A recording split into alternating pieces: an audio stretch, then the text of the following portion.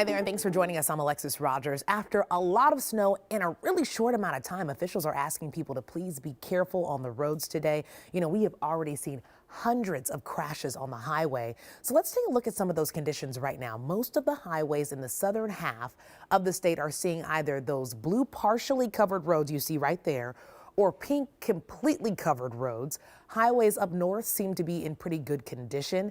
Ben has a better look at just how much snow we got.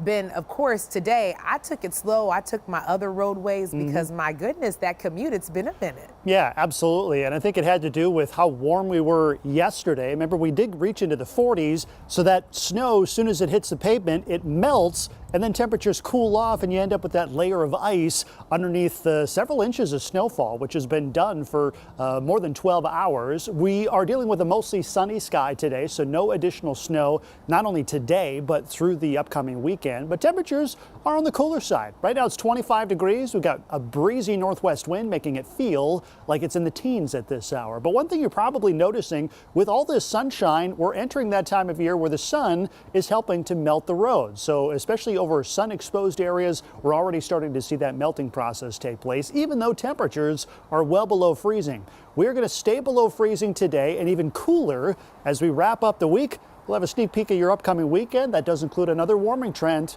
coming your way in a couple of minutes. Ben, thank you so much. Well, today, St. Paul police are looking for answers after a man died from a stabbing late last night.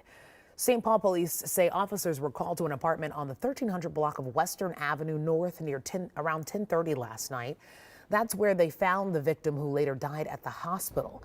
Investigators are now interviewing a woman who was at the apartment when the stabbing happened. Well, today, Union Station in Kansas City is still locked down after a shooting during the Chiefs Super Bowl parade left one person dead and nearly 24 people hurt.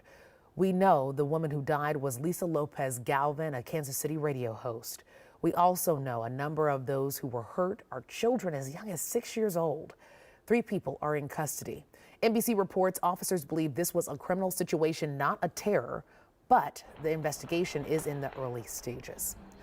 Well, back here at home, Burnsville police are warning about a potential scam linked to a utilities insurance notice.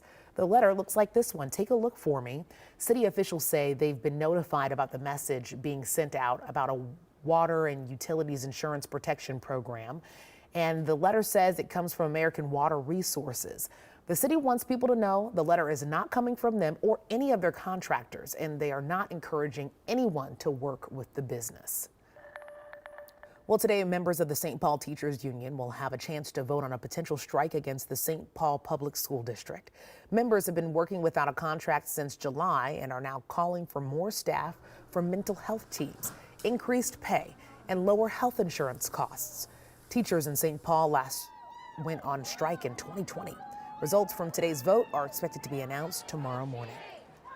Well, at the Capitol, state lawmakers are turning focus to school lunches. Here's a look at what they're doing to make sure kids have enough time to eat. I'm Ian Russell. Lunchtimes may be getting a minimum in Minnesota if a newly filed bill passes. House File 3556 would require schools to give students at least 15 minutes from the time they sit down at the lunch table to eat.